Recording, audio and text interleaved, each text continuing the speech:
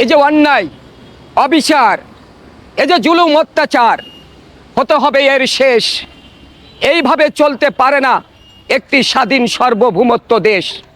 কোটা নিয়ে আন্দোলনে রাজপথে আজ জীবন দিচ্ছে যারা, মাননীয় প্রধানমন্ত্রীর বিবেকের কাছে প্রশ্ন, কি অপরাধ করেছে তারা? তাদের বুকের রক্ত দিয়ে আজ রাজপথ হয়েছে লাল।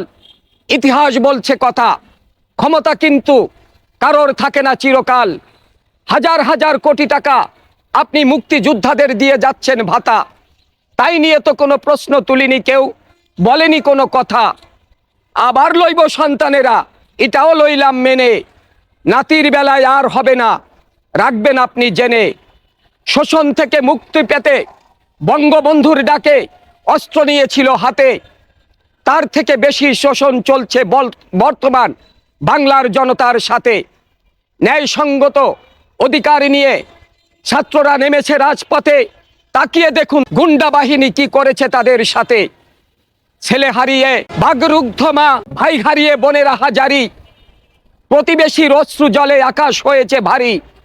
দেখেও সব আপনি না দেখার করবেন না ভান, ছাত্রদের দাবি মেনে নিন, তাহলে আর হারাতে হবে না জান।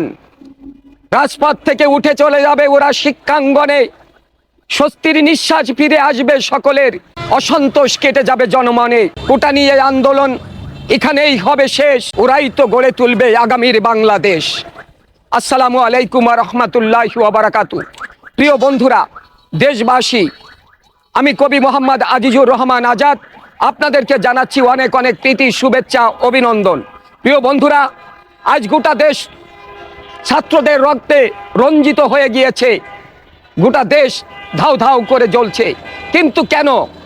ছাত্ররা তো ন্যায়সঙ্গত দাবি নিয়ে আন্দোলন করছে, তার মাঝে ঝরে গেল অগণিত কিছু প্রাণ। অনাকাঙ্ক্ষিত এই ঘটনার জন্য সারা দেশ আজ দুঃখিত, শোকাহত। কিন্তু কেন? তাদের দাবিটা যদি মেনে নেওয়া হতো, আর তাদের দাবি তো অযৌক্তিক কোনো দাবি নয়। প্রিয় বন্ধুরা আমার, আমরা সকলে জানি, আপনারাও আমার কথায় একমত হবেন, একমত পোষণ করবেন। যখন কোনো দেশ, কোনো জাতি কোনো যুদ্ধের মুখোমুখি হয় কোনো জাতির সঙ্গে, অন্য কোনো দেশের সঙ্গে, তখন দেশত্বপ্রেম যার বুকে ধারণ করে থাকে, সে বিনিময় নিয়ে কখনো যুদ্ধে ঝাঁপিয়ে পড়বে না। তার ভিতরে একটাই, যে আমার দেশ আমাকেই রক্ষা করতে হবে, এই আশা নিয়ে যখন সে, এই ভালোবাসা নিয়ে যখন সে যুদ্ধে অগ্রসর হবে, তার বিনিময় কিছু চায় না। তারপরও সূর্য সন্তানেরা যারা দেশের জন্য যুদ্ধ করেছিল, বঙ্গবন্ধুর ডাকে অস্ত্র হাতে নিয়েছিল, তখন কিন্তু তারা এই বিনিময় চায়নি। এতটা বছর পরে যখন আওয়ামী লীগ ক্ষমতায় এসেছে, তাদের বিনিময় দিয়েছে, কিন্তু আবার সন্তানেরাও দিবে, আবার তাদের নাতিরাও পাবে। বাকি মেধাবী ছাত্ররা কোথায় গিয়ে দাঁড়াবে?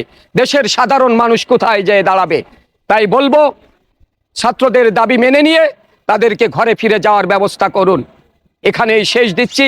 সবাই ভালো থাকবেন, সুস্থ থাকবেন, দেশের প্রতি সবাই মায়া মমতা ভালোবাসা রাখবেন। একটি কথা মনে রাখবেন, এদেশ আমার, এদেশ আমাদের, এদেশ আমাদের সকলের।